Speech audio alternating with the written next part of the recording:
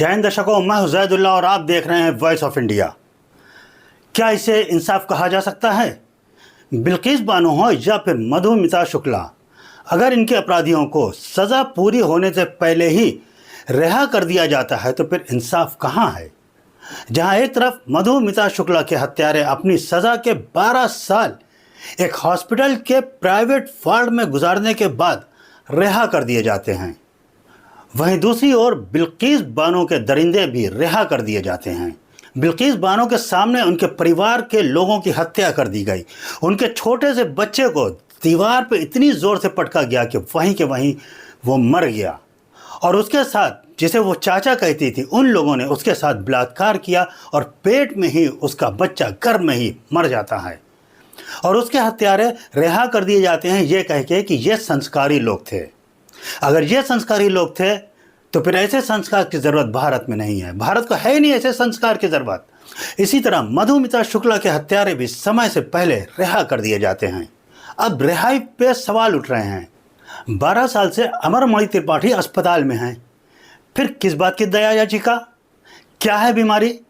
मधुमिता की बहन निधि ने कहा है कि अच्छे आचरण के कारण उन्हें जेल की सज़ा पूरी होने से पहले जल्दी रिहाई कैसे दी जा सकती है, जबकि उन्होंने बिना किसी वास्तविक बीमारी के गोरखपुर के बीआरडी मेडिकल कॉलेज में भर्ती रहते हुए जेल की सज़ा का एक बड़ा समय हॉस्पिटल के प्राइवेट वार्ड में गुजार दिया है।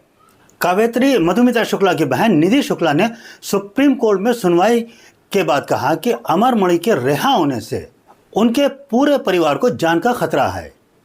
मैं सालों से इंसाफ के लिए दर दर भटक रही हूं, लेकिन आज तक न्याय नहीं मिला। जो व्यक्ति बीते 12 साल से जेल की जगह अस्पताल में है, उसे दया याचिका पर रिहा कैसे किया जा सकता है? उन्होंने कहा है कि अदालत द्वारा अमरमणि व उनकी पत्नी को उम्र कैद की सज़ा बरकरार रखने के बावजूद कोई भी सरकार उन्हें जेल में नहीं रख पाई। बता दें कि निधि शुक्ला अपनी बहन की हत्या होने के बाद लगातार इंसाफ पाने के लिए जूझ रही हैं। अमरमणि और उनकी पत्नी को सज़ा दिलाने के लिए उन्होंने सुप्रीम कोर्ट तक लड़ाई जारी रखी। उनकी दया याचिका पर रिहाई के आदेश को भी उन्होंने सुप्रीम कोर्ट में चुनौती दी है। शुक्रवार को सुप्रीम कोर्ट में अपनी याचिका पर सुनवाई के बाद उन्होंने कहा कि रिहाई का आदेश 24 अगस्त की देर रात जल्दबाजी में जारी किया गया है, जबकि उन्होंने रिहाई पर विचार करने के लिए सुप्रीम कोर्ट में याचिका दायर कर रखी थी। इसी याचिका पर आज सुनवाई होनी थी। निधि ने आरोप लगाया है कि अमरमणि और मधुमणि ने समय पूर्व रिहाई पाने के लिए अधिकारियों को गुमराह किया है। उनको एक आरटीआई से जवाब में बताया गया है कि अमरमणि और मधुमणि 2012 से 2023 तक लगातार बीआरडी मेडिकल कॉलेज के निजी वार्ड में भर्ती रहे थे। उनके लिए अस्पताल में सारी सुविधाएं मौजूद थी। अस्पताल के एक निजी कमरे में दिन बिताने को जेल की सज़ा कैसे माना जा सकता है? उन्हें ऐसी कोई गंभीर बीमारी भी नहीं थी।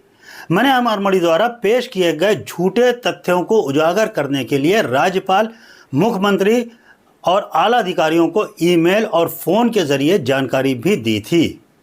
अब देखना है कि भारत की बेटियों बिल्किस बानो और मधुमिता शुक्ला को इंसाफ कब मिलेगा, क्योंकि दोनों ही अपराधी इस समय रिहा कर दिए गए हैं और दोनों के ही अपराधियों को दोबारा जेल भेजने के लिए कोर्ट में सुनवाई जारी है।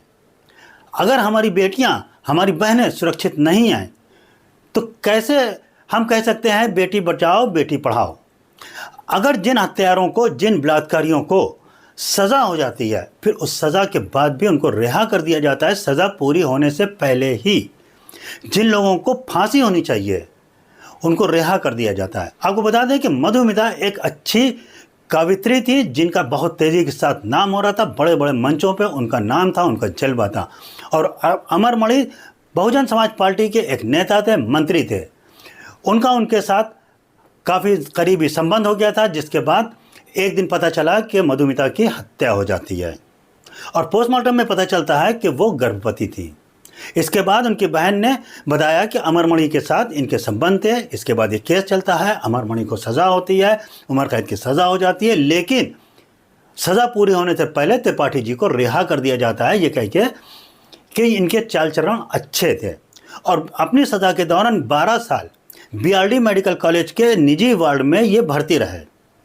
अब क्या डॉक्टरों से इनकी रिपोर्ट मांगी जाएगी कि आखिर ऐसी कौन सी बीमारी थी कि एक व्यक्ति 12 साल तक हॉस्पिटल के निजी वार्ड में भर्ती था? क्या आप ऐसे लोगों को जानते हैं जो 12 साल, 13 साल या 14 साल से किसी एक हॉस्पिटल में भर्ती हों? मेरी नज़र में तो ऐसा कोई भी नहीं है जो 12-13 साल तक एक वार्ड में भर्ती रहे। हाँ, जो कोमा में उनकी बात अलग है, लेकिन जो आदमी चल रहा है, फिर रहा है, खा रहा है, पी रहा है, वो 12 साल तक एक हॉस्पिटल के निजी वार्ड में भर्ती है। ये कैसे हो सकता है? जाहिर सी बात है कि वो अपने रसूख का फ़ायदा उठा रहा था। और हॉस्पिटल के बाद जब जेल जाने की बारी आई तो उसे रिहा कर दिया जाता है। अब देखते हैं कि हमारी इन बेटियों को इंसाफ कब मिलता है, कैसे मिलता है। अब इनके अपराधी जेल जाते हैं कि नहीं जाते हैं, क्योंकि बिल्किस बानो तो आज भी ज़िंदा हैं। वो अपने बलात्कारियों को, अपने बच्चे के हत्यारों को, अपने परिवार वालों के हत्यारों को सामने घूमता हुआ देख रही हैं, जिन्हें लोग मंच पर बैठा के फूल माला भी पहनाते हैं। लेकिन मधुमिता शुक्ला अब इस दुनिया में नहीं रही, लेकिन उनकी बहन इंसाफ के लिए लड़ रही हैं। अब उनकी बहन कितना जीत पाती हैं, कितना हार पाती हैं, क्या होता है, क्या वो सिस्टम से जीतेंगी या हारेंगी, ये आने वाला वक्त बताएगा। अब हमें इजाज़त दीजिए। अगर आपको हमारी न्यूज़ अच्छी लगती हो तो प्लीज़ हमारे चैनल को लाइक कीजिए, सब्सक्राइब कीजिए। इससे हमारा हौसला बढ़ता है और हम आपके लिए अच्छी अच्छी न्यूज़ लेके आते हैं। अब हमें इजाज़त दीजिए। जय हिंद, जय भारत।